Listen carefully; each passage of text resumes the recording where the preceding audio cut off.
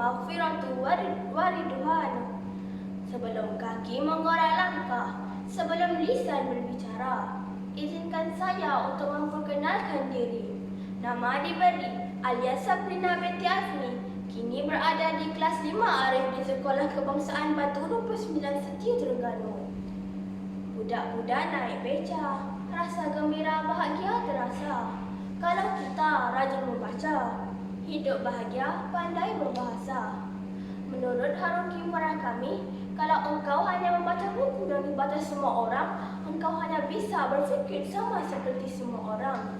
Justru, ungkapan ini telah menyuntik semangat kepada saya untuk membaca pelbagai bahan bacaan yang dapat menambahkan ilmu di dada. Namun, ada satu buku yang saya paling gemar membacanya. Buku ini lengkap dan sempurna bagi saya kerana idola saya adalah junjungan Rasulullah SAW. Buku ini bertajuk Nabi Muhammad Rasul Terakhir yang ditulis oleh Dr. Rohaini Al-Jafari, mempunyai 360 halaman yang memuatkan tentang zaman sebelum kelahiran Rasulullah SAW, saat kelahiran baginda, zaman kanak-kanak, remaja, dewasa hingga baginda diangkat sebagai Rasul utusan terakhir. Daripada hasil pembacaan saya daripada buku ini, sesungguhnya menyampaikan kebenaran itu banyak rancaunya. Namun kerana kebenaran itu kita dimuliakan seluruh makhluk dan pencipta.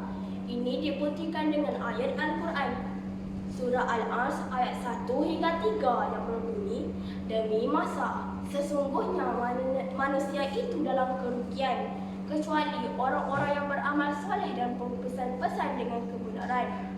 Buku ini amat bermanfaat kepada saya kerana setelah membacanya, saya merasakan betapa mulia dan mempunyai sifat-sifat yang disenangi dalam diri saya. Saya juga akan mengamalkan nilai-nilai murni seperti jujur, amanah, bertimbang rasa dan banyak lagi. Walau tak mungkin menjadi sesempurna Rasulullah SAW, namun mengikuti sunnahnya adalah kewajiban bagi saya. Di zaman yang penuh globalisasi ini, kita telah melihat bagaimana dunia menjadi kucar-kacir kerana sikap dan perkata yang buruk sebilangan manusia yang menyebabkan pelbagai kerosakan, terutama aspek kehidupan.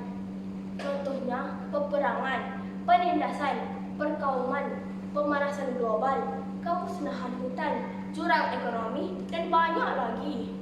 Kita juga melihat bagaimana amanah telah diingkari, seperti yang telah berlaku di negara kita sendiri. Betapa kejinya sikap seorang ayah yang merogol anak kandungnya sendiri. Berita harian 13 Julai 2023.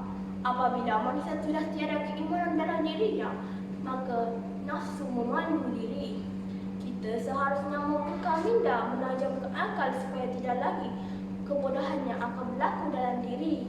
Kerana membaca buku akan meningkatkan keimanan kita kepada Allah SWT.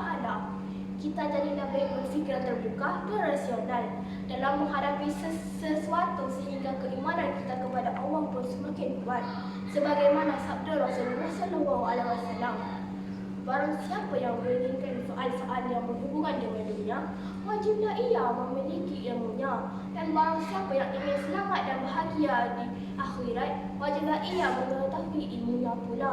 Dan barang siapa yang menginginkan kedua-duanya, wajiblah ia memiliki ilmu kedua-duanya pula. Hadis riwayat Bukhari dan Muslim. Demikianlah ulasan saya buat semua. Harum sungguh bunga kemboja, bunga kenanga cantik tersemat. Janganlah membaca kulit sahaja, telitilah kandungan sehingga tamat. Sekian, wassalamualaikum warahmatullahi wabarakatuh.